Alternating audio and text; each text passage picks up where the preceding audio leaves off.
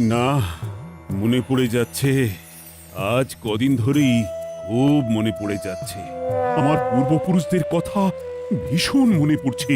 তারা আমাকে এই রাজ্য, রাজধানী, সম্পত্তি দিয়ে গেছেন, অথচ তাদের জন্য আমি তো কিছুই করতে পারলাম না। এই ব্যাপার মহারাজ। আছে নাকি গোপাল? সত্যি তেমন কোনো সমাধান আছে নাকি তোমার কাছে? আগে মহারাজ, ওই দুধ না হলেও দুধের স্বাদ ঘোলে মেটানোর ব্যবস্থা তো করাই যেতে পারে। এই তো গোপাল ঠিক একটা না একটা কিছু উপায় বার করেছে। বলো গোপাল, বলো। উপায় আমাকে দিতে হবে কেন? শাস্ত্র মতেই তো দেওয়া আছে। সামনেই তো মহালয়া। মহারাজ অন্তত তার 3 পুরুষের উদ্দেশ্যে জল আর তিল দান করতে পারবেন, সেটাই বা কম কি? ঠিকই তো, এমন সুযোগ কি বারবার পাওয়া যায়? না না, এটা তো আমি আগে ভেবে দেখিনি। আর না পণ্ডিত, না জ্যোতিষী, কেউই আপনাকে ভাবায়নি। এবার কি তোমাদের দায়িত্ব গোপালকেই পালন করতে হবে নাকি?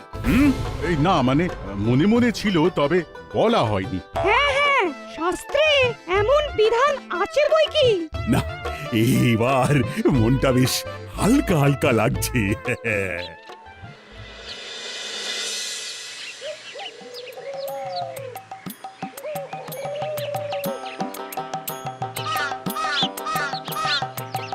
এই তো কেমন কেমন বেশ পুরপুরে লাগছে। তা এতক্ষণে বাড়ি ফেরার সময় হলো বুঝি? কেন গিন্নি, আজ কি ফিরতে একটু দেরি করে ফেললাম? না না না না, দেরি কোথায় গো? সবে তো বিকেল, এখনো রাত হতে কত বাকি বলো? মহালয়ার দিন তর্পণ করে পিতৃপুরুষকে জল দান করব বলে ভাবতে ভাবতে আসছিলাম, কিন্তু এখন গিন্নির পাল্লায় পড়ে তো মনে হচ্ছে পিতৃপুরুষের উদ্দেশ্যে জল দেওয়া তো দূরের কথা, তাদের নামই ভুলে যাব। কি এত বিড় বিড় করছো বলো তো? না না, তেমন কিছু না। তবে বলছিলাম কি, ওই পিতৃপক্ষ চলছে কি না? সে চলুক না চলুক, তাতে হয়েছেটা কি? না না, কি আর হবে, কি আর হবে। তবে এই পিতৃপুরুষরা না এখন কাছে পিঠেই আছে। এখন এইভাবে আমাকে খোঁটা দিলে তারা কি তোমাকে ছেড়ে দেবে ভেবেছো? ঠিক এসে ধরবে গিন্নি। এ বলো কি? এই সত্যি সত্যি এরকম কিছু হবে নাকি? পিতৃপুরুষরা নেমে আসে নাকি? হ্যাঁ, এই শাস্ত্র মতে তেমন হয় বই কি। এবারে তো আরো হই হই করে হবে, কারণ মহারাজ স্বয়ং তর্পণ করবেন এবার। বলো কি? এই তাহলে এবার একটু বুঝে শুনে চলতে হবে।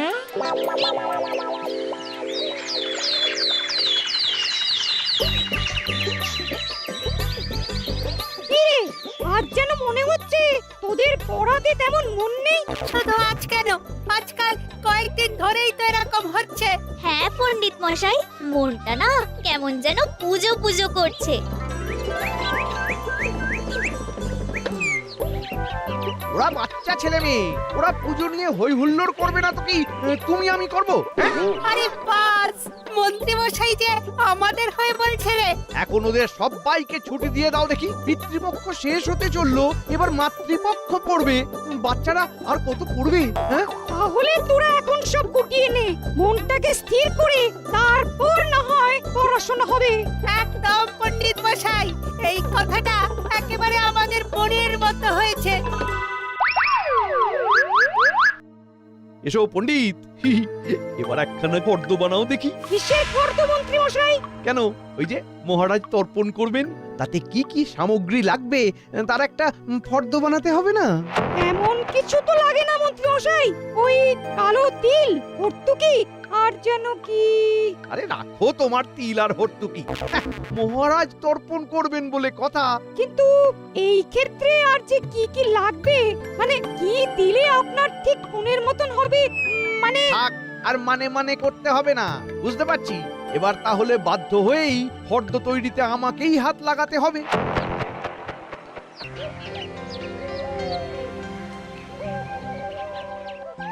নাও, ওই জলটা খেয়ে নাও তো। আচ্ছা, ব্যাপার কি গিন্নি, এখন তুমি জানো আমার বড্ড বেশি খোঁজ খবর নিচ্ছ। তোমাকে ভালো রাখতে পারলেই তো আমিও ভালো থাকবো। দাদু, দাদু, এবারে কিন্তু মন্ত্রী মশাই তোমাকে টেক্কা দেবেই দেবে। হ্যাঁ, কেন রে কি হলো বলতো? কি আবার হবে? ওদিকে বোধহয় এতক্ষণে মন্ত্রী মশাই ফর্দ বানিয়েই ফেললেন। মহারাজ তর্পণ করবেন, তাই মন্ত্রী মশাই পণ্ডিত মশাইকে দিয়ে বাড়িয়ে বাড়িয়ে ফর্দ বানানো করাচ্ছিলেন। হ্যাঁ, বুঝতে পারছি মন্ত্রী মশাই মাঠে নেমে পড়েছে, তবে ওনাকে তো ফাঁকায় খেলতে দেওয়া যাবে না। তবে উনি কত দূর কি বাড়তে পারেন সেটা দেখা দরকার।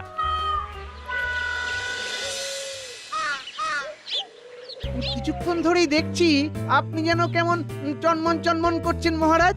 কাউকে খুঁজছেন বুঝি? হ্যাঁ, কখন তর্পণ করতে যাব আর পূর্বপুরুষদের উদ্দেশ্যে জল ইত্যাদি দেব সেটা ভেবেই তো আনচান আনচান করছি।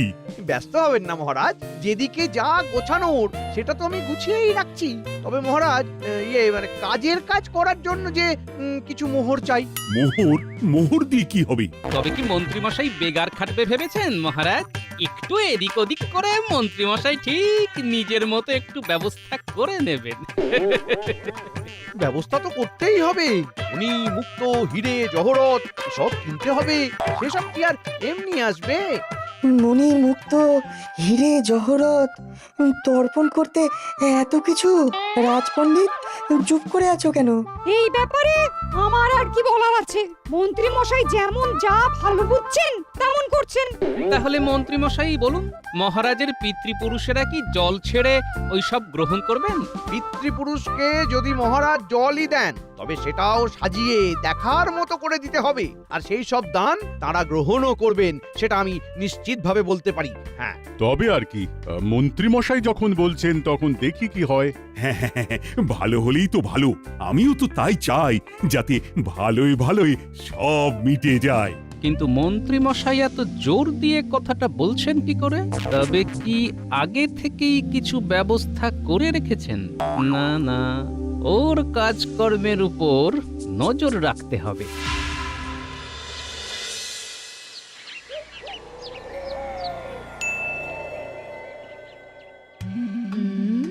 না না না, তোমার কাজ কর্ম মতি গতি আমার খুব একটা সুবিধে ঠেকছে না। কি যে করছো আর মনে মনে কি যে ভাবছো, কিছুই তো বুঝতে পারছি না। একটু ধৈর্য ধরো গিন্নি, দেখবে দেখবে হিরে জহরতে একেবারে ভরিয়ে দেব।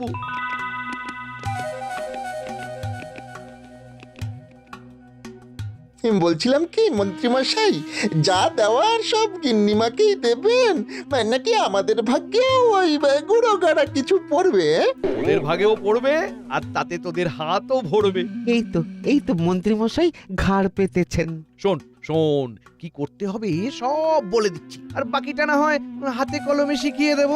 এরপরে আবার হাতে কলমে আরো যে সব ঘেঁটে গেল মন্ত্রী মশাই।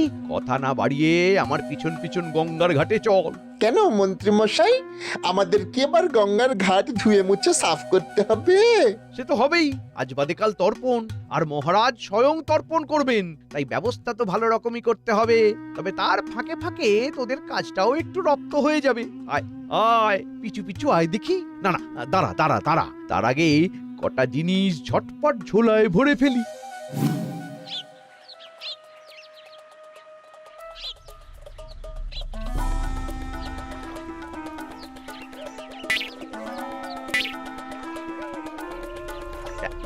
এই তো কাল সকালে এই ঘাটেই ঘটনাটা ঘটবে। তোরা আর কাল বিলম্ব না করে লেগে পড় দেখি। আশেপাশে কেউ কোথাও নেই, এই ফাঁকে ঘাটটা একেবারে ঝকঝকে তকতকে করে ফেলতে হবে। মন্ত্রী মশাই দেখে ফেলার আগেই আমাদের ঝটপট লুকিয়ে পড়তে হবে। আমরা যে মন্ত্রী মশাইয়ের উপর নজর রাখছি সেটা বুঝতে দিলে চলবে না। গোপাল দাদু কিন্তু এমনি এমনি মন্ত্রী মশাইয়ের ওপর নজর রাখতে বলেনি। মনে হচ্ছে এর মধ্যে কোনো একটা পরিকল্পনা আছে। দেখলি ঘটা, মন্ত্রীমশাই কেমন ধাই করে ধরে এনে আমাদের দিয়ে সাফ করিয়ে নিল। হাতে কলমে শেখাবে বলে এটাই কি মনে মনে মতলব এতে ছিল? আয়, এবার আমি আমার হাতের কাজ দেখাবো।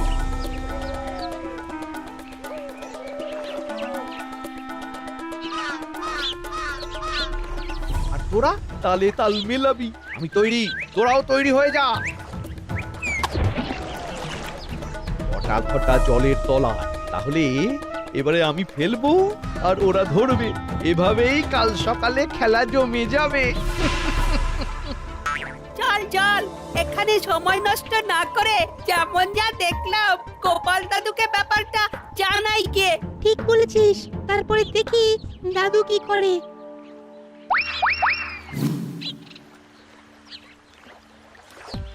কি করি করতে করতে গা হাত পাটা ধুয়েই ফেললাম। না, এবার শরীরটা বেশ চাঙ্গা লাগছে। দাদু, তুমি ওইদিকে ঘর ধুই করে ফেললে? এদিকে দাদু সব ধুয়ে ফেললো আর ওদিকে মন্ত্রী মশাই ধোবে ধোবে করছেন। তবে মন্ত্রী মশাইয়ের ডান হাত আর বাঁ হাত কিন্তু এই তো কাল সকালে এই ঘাটেই ঘটনাটা ঘটবে। তোরা তালে তাল মেলাবি। পুরো ব্যাপারটা শুনে মনে হচ্ছে এবার একটু ভাবতে হবে। মন্ত্রী মশাই আজ থেকে তর্পণের মতো করে অর্পণ করছে, কিন্তু কেন কেন? তবে কি মহারাজকে এই ব্যাপারটাও শেখাবে মন্ত্রী মশাই, নাকি এর মধ্যে অন্য কোনো খেলা আছে? বটা ঘটাই বা হঠাৎ এই সময়ে জলে ঝাঁপ মারলো কেন? ভাবতে হবে, ভেবে দেখতে হবে।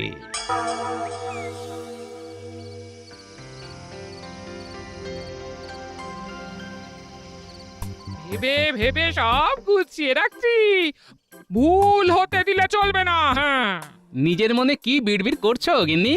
ওই যে কাজের ভুল হওয়ার জো নেই, তোমার পূর্বপুরুষেরা নজর রাখছে বলে কথা। হ্যাঁ, এমন তেমন কিছু করে ফেললে যদি তাদের আবার গুসা হয়। হ্যাঁ, তা কেমন কি গোছালে দেখি? এই তো চন্দন, কালো তিল, কুশ, তুলসী পাতা, হরিতকি, চাল, দূর্বা ঘাস। হ্যাঁ, সত্যি গিন্নি, তোমার কাজ আছে বলতে হবে। তুমি না হয় তর্পণ করে পুণ্য লাভ করবে, কিন্তু আমার তো সেই সুযোগ নেই গো। তাই এইভাবে পুণ্যর একটু যদি ভাগ পাই দেখি কেমন করে কি করবে, একবার অভ্যেস করেই তো দেখতে পারতে। কি বললে গিন্নি? অভ্যেস? এটা তো মাথায় আসেনি। তবে কি মন্ত্রী মশাই গঙ্গার ঘাটে নিজে অভ্যেস করছিল, নাকি ওই বটা ঘটাকে অভ্যেস করাচ্ছিল? ধরেছি, মন্ত্রী মশাইয়ের চাল আমি ধরে ফেলেছি। কি ধরাধরির কথা বলছো বলো তো? বলবো, সব বলবো গিন্নি।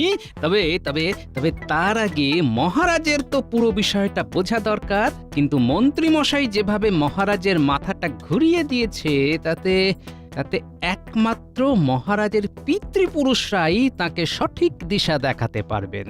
দেখি কি হয় এবার।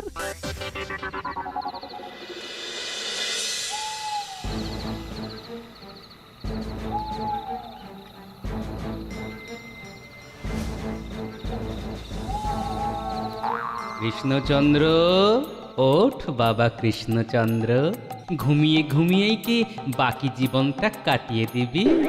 কে ডাকছে আমায়? ভোর হলেই যে পূর্বপুরুষকে তিল জল দিতে যাবে, সে এখনো ঘুমোচ্ছে।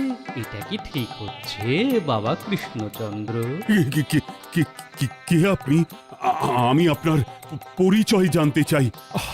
অন্ধকারে তো ভালো করে দেখাও যাচ্ছে না। দেখার চেষ্টা না করাই ভালো, কারণ আমি তো মানুষ নয়, আমি আত্মা। আমি তোমার প্রপিতামহ। হ্যাঁ, বলেন কি? সত্যি আপনি এসেছেন দাদা ঠাকুর? আমার কি পরম সৌভাগ্য। কিন্তু আমার দুর্ভাগ্য। কেন? আমার বংশধরের একই দুর্মতি। তুমি যে অনাচার করতে চলেছ, সেটা বন্ধ করার জন্যে আমাকে আসতেই হলো। তুমি কি জানো তর্পণ কি, কেন তর্পণ করা হয়, তার রীতি বা কি? না মানে সেইভাবে তো মানে ওই আর কি। শোনো, মৃত ব্যক্তির আত্মার শান্তির উদ্দেশ্যে তর্পণ করা হয়। তর্পণ কথাটি এসেছে ত্রিপ থেকে, আর ত্রিপ কথার অর্থ হলো সন্তুষ্ট করা। পূর্বপুরুষের আত্মার শান্তির জন্য জল নিবেদন করা হয়, একেই তর্পণ করা বলে। আমি তো তাই করতে চাই দাদা ঠাকুর। স্বর্গের পিতৃপুরুষের উদ্দেশ্যে তর্পণের মাধ্যমে জল দান করেই পিতৃপক্ষের অবসান হয় এবং দেবী পক্ষের সূচনা হয়। কিন্তু তারও যে একটা রীতি রেওয়াজ আছে, যেমন প্রথমে দেব তর্পণ, তারপর মনুষ্য তর্পণ, তারপর ক্রমে ক্রমে পিতৃতর্পণ। হ্যাঁ, এই সব ব্যাপার তো আগে জানা ছিল না। আর এই সব করার কথা না ভেবে তুমি কিনা হিরে জহরত ছড়ানোর ব্যবস্থা করছো। এর ফল ভালো হবে না। যদি ভালো চাও তবে অনিয়ম করো না কৃষ্ণচন্দ্র, অনিয়ম করো না, অনিয়ম করো না। যা, দাদা ঠাকুর চলে গেল, কিন্তু যেতে যেতে যা বলে গেল তাতে তো নড়ে চড়ে বসতে হবে দেখছি। তবে সবার আগে তর্পণ যে করাবে সেই পণ্ডিতের সাথে কথা বলা দরকার।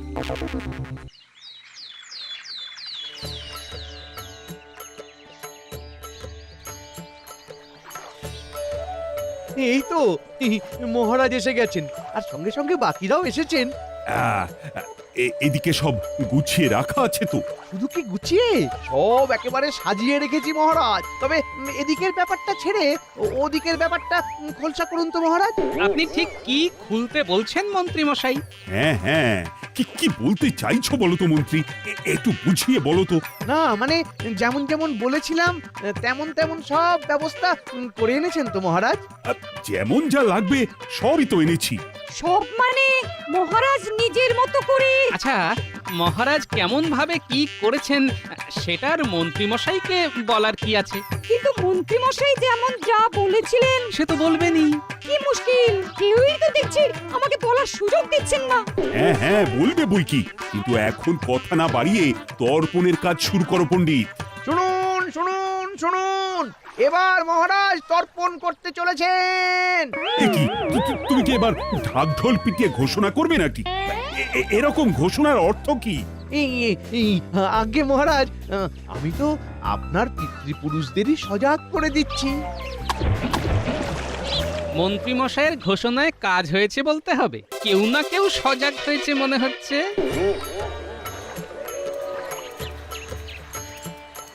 তবে শুরু করা যাক। হ্যাঁ হ্যাঁ, এই তো এভাবেই অর্পণ করুন। প্রথমে দেব তর্পণ, তারপরে মনুষ্য তর্পণ। আবার একটা হত্যু কি বললো রে? তখন থেকে তো তাই করছে। হিরে জহরত কোথায়? এর জন্য আমাদের জলের তলায় ওত পেতে থাকতে বললো? থাকলে ভালো, না থাকলে আরো ভালো।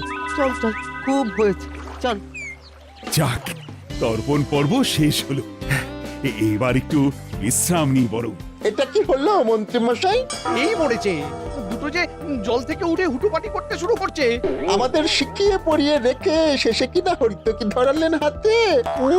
এর জন্য আমাদের এতক্ষণ দম বন্ধ করে ডুব সাঁতার কাটতে হলো। ওরে ওরে থাম থাম, ওরে থাম, চুপ কর। ও মনে হচ্ছে নিজেদের মধ্যেই ঝামেলা ঝগড়া যা হওয়ার শুরু হয়ে গেছে। যাক, তাহলে হিসেবে কোনো ভুল হয়নি আমার। এইসব কি হচ্ছে মন্ত্রী? আমি বলি মহারাজ, আসলে মন্ত্রীমশাই পরিকল্পনা করেছিলেন যে আপনি হিরে জহরত অর্পণ করবেন আর সেগুলো বটা ঘটা জলের তলা থেকে ধরে ফেলবেন। কিন্তু এখন সেটা বানচাল হয়ে গেছে। আমি আগে ভাগেই মন্ত্রীমশাইয়ের চাল ধরে ফেলেছি মহারাজ। কি তাই তো মন্ত্রীমশাই? এদিকটা যেমন গোপাল সামলালো, তেমনি কাল রাতে আমার প্রপিতামহের আত্মা এসেও আমার চোখ খুলে দিয়েছে। তবেই তো পণ্ডিতকে ডেকে শাস্ত্র মতে নিয়ম মেনে তর্পণ করানোর কথা বলতে পারলাম। না, সবই ওপরওয়ালার ইচ্ছে। না না মহারাজ, সবই দাদুর ইচ্ছা। মানে? মানে কাল রাতের উনি তো আমাদের গোপাল দাদুই ছিলেন। আর তার জন্য এগুলো জোগাড় করে এনে দিয়েছিলাম আমরা। হ্যাঁ? তার মানে গোপালই আমাকে মহা পাপের হাত থেকে রক্ষা করেছে। তার জন্য আমাকে একটু ছলনার আশ্রয় নিতে হয়েছে মহারাজ। আমাকে ক্ষমা করবেন মহারাজ। তবে এইটুকু ছলনা না করলে মন্ত্রীমশাইয়ের পরিকল্পনা অচল করা যেত না যে।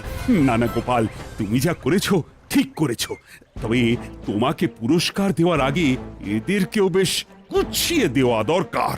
এখন থেকে 7 দিন 7 ঘন্টা করে ওরা গঙ্গায় ডুব সাঁতার কাটবে, আর সেটা ঠিকঠাক হচ্ছে কিনা দেখার জন্য নজরদারি থাকবে। আর এটা এখন থেকেই শুরু করতে হবে। পুজোর আগে এমন শাস্তি দেবেন না মহারাজ। আমরা মরে যাব মহারাজ, একেবারে মরে যাব। আমাদের ছেড়ে দিন মহারাজ। এই, শুরু করো, শুরু করো, এক্ষুনি শুরু করো বলছি।